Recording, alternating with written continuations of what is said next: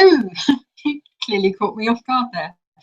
Hello, good morning, good afternoon, good evening, wherever you are. Welcome to Radio Works World. This is Julie, your happiness host, who really wasn't clearly expecting to go live that quickly. But hey, it's great to introduce today, as today I want to talk to you about failure, as in the failure to be prepared for when your show goes live with no countdown and no warning whatsoever.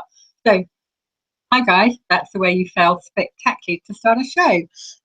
Glad you're all with me. Thank you for that, Marina. I do love how she likes to test me. Failure. Many of you, I'm sure, I was brought up to believe that failure was a really, really bad thing. It was a sign that you couldn't do something. It was a sign and it was a sign that you should just give up and go away quietly because you clearly have ideas above your station, but something or more gifted than you really are. And so I would like to change that, because I have learned over the last few months, years, weeks, however you want to look at it, that this is in fact not true. And I think we need to redefine the way we think about failure. And I think we need to move failure very, very much from the negative camp to the positive camp and see it as a great thing. Actually, failure is a great thing, because what failure shows us is that we're on the way to doing something amazing that no one ever, well, I might be wrong here, I'm going out on a limb, I haven't done that much research, but I don't believe that anyone ever got something right 100% the first time they tried it. You know, things take time. You make mistakes and you learn by them. That's why, you know, you only bang your head against the wall once deliberately and then you realize that hurts. So, you know, you failed to walk through a wall, but then you learned that that's not the way things work. And I would like to talk to you today about some very, very famous failures, because then you might begin to understand where I'm coming from. I took the crazy notion today of writing things down rather than just winging it and blagging my way through like I normally do. So yeah, a few famous people that you may have heard of considered to be failures, but there were times when they very definitely were put in that camp, but they chose to believe in themselves and not to give up that easily. So I know a lot of you out there are considerably more domesticated than I am, and you may have at times gone as far as to clean the floors in your house. And a lot of you may use something that, you know, we English people call a Hoover, and some of you call a vacuum. But I'm aware there's a very, very popular model out there called a Dyson, hair dryers and fans and all kinds of wonderful things. But most of us are now quite familiar with the Dyson as a vacuum cleaner or floor cleaner, however you want to consider it. How many of you know that James Dyson, who invented the Dyson, didn't get it right the first time? He had quite a few attempts. In fact, the first 100 times he made a Dyson, it didn't work. 300 or 400 times he made a Dyson, it didn't work. I'm sorry about that. There's a fire truck outside my house. I hope you can also hear me. So, where was it? Yeah, so James Dyson with his failed vacuum. He didn't just fail the first 1,000 times. He made 5,126 different versions of the Dyson, and that took him 15 years. Can you imagine how dedicated you have to be and how much belief you have not to give up? You know, I'm pretty patient, I'm learning to be, and I don't like to give up, and I do see failure as the beginning of the route to something amazing. But I'm not going to lie to you, I would not try something 5,000 times before I went, no, I can't do it, I'm giving up. But he did. And, you know, obviously the 5,127th version of the Dyson was the one he nailed. And that's the one that so far has earned him $4.5 billion. So as a failed inventor, not such a bad way to go. So another example, I read about a singer who on his debut on stage was told by the owner of the venue, and I quote, "You ain't going nowhere, son. You ought to go back to driving a truck." and this singer was immediately fired and told he wouldn't sing again. You might have heard of him. I think his name was Elvis Presley. You know, he didn't do too badly. He could have so easily walked off that stage, got back in that truck and said, yeah, I can't sing. I'm going to be a failure. I'm not doing this. A writer that you may have heard of, he writes incredible children's books that were turned down by 27 different publishers. But you and I might know him as Dr. Seuss, who apparently so far has sold 600 million copies of those books. And I only have one copy of The Grinch that stole Christmas. So, you know, failure is not always the end of the road. I can keep going. I don't want to make this an endless list. What I want to leave you with, because this kind of blew my mind slightly, was someone who was fired from his job as a newspaper. And when he was fired, he was told he was being fired, I quote, he lacked imagination and had no good ideas. You may have heard of him as well. His name's Walt Disney. I think we're all too quick to see failure as a bad thing. And I have had a lot of failures in my life, which I'm very, very grateful for. I pretty much failed my first year at university. I didn't fail, I scraped through. But it was at that point that I realized that maybe I wasn't on the right course for myself. And I started off doing psychology because I'm interested in people, the way we work, the way we think, the way we act. And I spent a year in my lectures at psychology, sitting there listening to someone talking, pretty much looking like this. Because I didn't understand most of what was going on. Because what I hadn't understood was that psychology is pretty much based on statistics. And numbers aren't my strong point. So towards the end of that year, I realized things weren't going so great for me and that I was probably never going to be a world famous psychologist. And I happened to be staying with a friend who is a special needs teacher. And she realized that actually I had problems around numbers and language. And this is why I wasn't doing so well at that course. So I took some tests at uni and I was statemented with something called dyscalculia, which is like a numerical form of dyslexia. And basically means that when you break down numbers to me, they sort of mean nothing. They might as well be gibberish. So I was able to change my course at uni. And I went on and got a kick-ass first-class degree in something else that didn't involve lots of numbers. And, you know, I gave up my whole life and bought a one-way ticket and went to Thailand to start my dream life, where I was told I was going to get to live on the beach and work for 3 hours a day and live the dream life. And I pretty much failed miserably at that too. But, you know, that's what got me back to England. That's what got me to make changes in my life. And that's part of the reason I get to sit here every week on my sofa and talk to you and try and make you feel happy and better about what's going on in your life. Because, you know, I promise you, whatever's going on, there's nothing you can't change. There's nothing you can't turn around. And there is not one thing I've failed at that I'm not grateful for. And, you know, there are degrees of failure. You know, you can try something and not get it quite right. Lesson. Or you can try something and you can quite spectacularly 1,000% screw that up. And I have one of those in my past. You know, I think the one thing that I absolutely, totally screwed up was trying to kill myself. But you know what? I'm pretty okay with that. You know, that was the beginning of my whole life changing. Is, you know, the universe gives you signals, and like most people, it doesn't have infinite patience. So it will give you a few little failures and then you go, oh, that's okay, I might try something else or I might leave it. Get to the point where you really fail that much, you know, as I did, that's when you sit up and take notice and go, okay, that didn't work, what shall I try next? And that's all failure is. Failure is a sign that you're onto something, that you don't give up, that you just keep on. You know, and as a parent, when your children fail, please don't discourage them. Please don't tell them that's a sign to give up.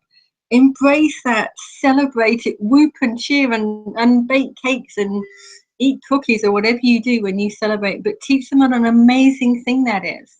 You know, there's even a great children's book now but it's called Rosie Revere Engineer. And it is the best children's book I've read in a long time. And, you know, I was a nanny for a long time, so I've read a lot more children's books than most of you. And, you know, Rosie Revere is no oifog. Don't get me started on the oifog route. But it is an amazing story because this is what it teaches children from a very young age, that every time you fail at something, you're just getting so much closer to something amazing. And, you know, every time you fail, see it as a success. See it as something that you've learned. And we all fail at something all day, every day. We have many failures. But each time, don't get down about it. Don't get discouraged. Don't give up. Just, you know, take a breath, go for a walk, do whatever calms you down, whatever brings you joy. And think about what went wrong and why and how you can change it and what will happen the next time or the next time or the next time. But, you know, there really is no such thing as failure. Maybe we should reconsider that success is the downside. Maybe that's when you give up. You spend years and years working for that goal and you finally achieve it and you go, yes, I did it. And then you get up the next day and you think, well, now what? I've succeeded. I've got everything I want. Now what do I do? You know, maybe success isn't the thing to strive for. Maybe failure is the one to get excited about. It's, you know, if you're a woman out there, tell me that you gave up the first time you tried to put on mascara and poked yourself in the eye. You didn't. We still do it. I mean, literally, I still poke myself in the eye every time I put on mascara. I'm still working on how to figure out how to get it on without getting it all over the inside of my thighs, which, you know, you could consider quite a special talent. Not everyone can do that. I'd love to teach you how as soon as I figure it out. And okay, I'll tell you my smallest but noticeable failure for today is that I don't know where you are in the world, but for me today it is the 1st of November and it's, you know, getting on for after 6. And several months ago, I signed up to something called NaNoWriMo, I think. And NaNoWriMo is a month-long challenge that you sign up for, and you commit to writing a book over the course of November. And I committed to this months ago, and with my usual positive outlook, I thought, it's fine. It starts on the 1st of November. So, about that before. And for weeks, people said, so what are you going to write about? And I said, I don't know. It starts on November the 1st. So first, I'll think about it. Surely that's where the challenge starts. And I logged into my account, all excited to start day one. And it said, you know, to start off, put in these details. What is the cover of your book? What is the title of your book? What is the genre of your book? Outline the main characters of your book. Tell us the main plot line of your book. And I thought, oh, okay, tiny little failure then. I don't know any of those things. So, you know, day one, to say I failed day one, but there are 29 days or maybe more. See, not great at numbers. But the world didn't end because I didn't know any of those things. What I did discover is that my understanding of how it worked was wrong, clearly, but also all this time I'd understood that you have to write a fictional book for this. And a lot of people that I spoke to about were really interested in it, but then said, oh, I can't write fiction. I don't want to go down that route. So today when I logged in and I was asked to put in my genre, I knew of 20 or 30 genres that I didn't know existed, I discovered that that wasn't true. So then I was then able to tell half a dozen people that, hey, if you want to do NaNoWriMo, it's not too late. It doesn't have to be fiction, but you might want to have a quick think about what you're going to write before you sign up. So there you go. Now I've just announced to all of you I'm writing a book. It will be finished on the 30th of November. I look forward to sharing that with you. If any of you have any ideas at all on what I should write about, what my genre should be, please do get in touch, because I still don't have. Maybe I'll write it about the world's biggest failure and name myself, and then you'll all have so much to live up to. So this show is running very quickly. Okay, what else would I like to speak to you about? Okay, another great example of failure or not that I had at the weekend. And I may have mentioned this in my earlier shows. I don't know who was here and if you were listening or missing even. One of the many things I do, very, very excited about, is that I'm a unique presenter. And if you haven't heard of Unique, ladies, where have you been? But Unique is an incredible company who was started by a brother and sister, and they are a mission-led company. And I got to go to an event at the weekend and hear the founder, Melanie Huscroft, speak.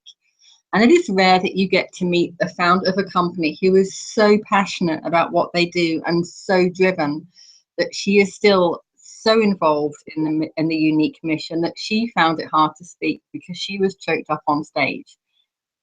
She told us how when she and her brother started the unique company, all they knew was what their mission was going to be. That they wanted to empower women, they wanted to validate them, they wanted to uplift women globally, to help them get out of poverty, to change the perception of beauty and success in women. And then they thought about how they were going to do that. And the way Unique do this is by getting presenters like me to sign up, and I get to promote incredible makeup and skincare. Ladies, how great is this? And it doesn't come off. So we get to promote these incredible skincare products that are made without being tested on animals. They are paraben free. They all come with a money back guarantee. But this isn't my sales pitch. This is not what I'm telling you this for. The thing I love about them is that the whole reason this was started was to support women and children who've been victims of sexual abuse. Anything from Unique, a donation goes to their foundation, and they are building the most beautiful, incredible retreat in the valley, in the mountains, where they send women who have been abused to heal and reconnect with nature and to get better and have some time to themselves. Failure story in here, so bear with me. So at the weekend, I get to go along and hear lots of people speaking. And as a unique presenter, we have different levels. You know, there's not a hierarchy, but there's a level. You know, the harder you work, the more commission you make and the more money you make. And the highest presenter is a Black status presenter. And I got to hear a presenter called Kizzy speak. And she was telling us how it completely transformed her life. She's had a lot of difficulties in her past. And she signed up to be a presenter on the very day that Unique started 2 years ago in the UK. And she said she was all excited about it. And she built her website and she got her business page and she told everyone on her Facebook account and she tweeted and she did a Facebook Live, I think, or maybe not. I don't know if they were going in, but she went all out and she was absolutely behind this and she was convinced that she was going to be a huge success and she was going to make money and all her problems would be over. And then she said she was driving her husband to work and then all of a sudden it all got too much. And she looked at her Facebook account and there was nothing. And she looked at Twitter and there wasn't a single response or a single like. There was nothing on Instagram. And she went to her back office to see how many orders she'd got, and there were no orders, and she hadn't made any money. And she said she completely fell apart. And she had the full on, you know, anxiety diva meltdown with her husband saying, what have I done? I can't do this. I'm going to be useless. I'm never going to make any money. I completely and utterly failed. Look, I can't do this. And she said her husband gave her a big hug and said, Kizzy, it's been 1 hour since you signed up. And she didn't give up. And she kept going. And now she's a Black status presenter. She's doing really well. She's incredible. She has a team that love her. She works hard. And she's a huge success. So, you know, you have to decide when you're willing to accept failure, when you're willing to see it as a really good thing, and you are to keep on going and to believe in yourself. Because there is always going to be someone to tell you that you're wrong. There's always going to be someone who's really quick to point out all your faults and all your mistakes. You know what? They're the people that you need to let go out of your life. They're not the people to surround yourselves with. They're not the people that are going to make you happy. They're not going to bring you joy. They're not going to lift you up. They're not going to empower, validate you. They don't belong in your world or your life. Surround yourself with the people who will say, go on, just make one more Hoover. Maybe the 6,000th one will be the one to get it right. Know what that step is going to be. You need the people behind you that when everyone else says you're wrong, you need the people behind you that will say, oh, but you know, what if you give up? You know, it's like the old story you see in all those cheesy old movies where you get someone sitting at the slot machine in the casino and they're there and they're putting in money and they're putting in money and putting in money and they keep pulling that handle and it goes ding, ding, ding, ding, ding, and nothing comes out. Well, see, that was a waste of time and money. I'm going to leave. And then the old lady comes along and puts in, you know, a dollar coin and it goes ding, ding, ding, ding, ding, and all the money comes out. You never know when you're this close to that major breakthrough and this close to success.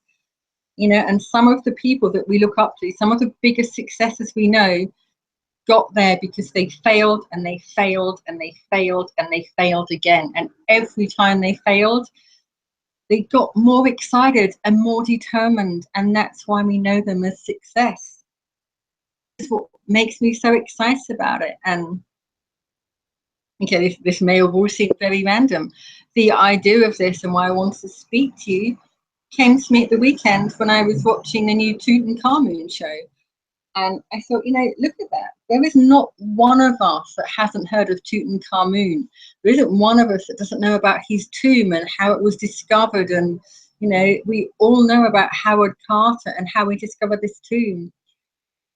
But I was watching that show and that was when I realized that he spent 10 years of his life looking for that tomb with tiny little brushes digging through bits of sand in an endless desert in all kinds of conditions. And he was mocked by society and he was written off as a failure so many times and he had so many obstacles and, you know, everything was against him. Everyone wanted him to give up. Everyone told him that Egypt was finished, that there was no more discoveries to be made in Egypt. And he never gave up and he found Tutankhamun's tomb. You know, 10 years of digging in the sand with tiny little tools. Never ever give up. The only failure is when you give up on yourself. And I think that's probably enough of me ranting and bouncing up and down and get excited about failure at you for one afternoon. And I'm really just very grateful that we're all still here because I've bounced on and off webinars all day that haven't worked because there's all kinds of glitchy fairies out there in the IT world. So I'm happy that we got through this show and I'm hoping that Marina's there to step in and say good night for us all. She likes to keep me hanging, so I don't know where she is or what she's up to. So I'm just going to say goodbye to everyone for you. I look forward to speaking to you again next week. You can find us on the YouTube channel. I'm sure I give you my details all the time. You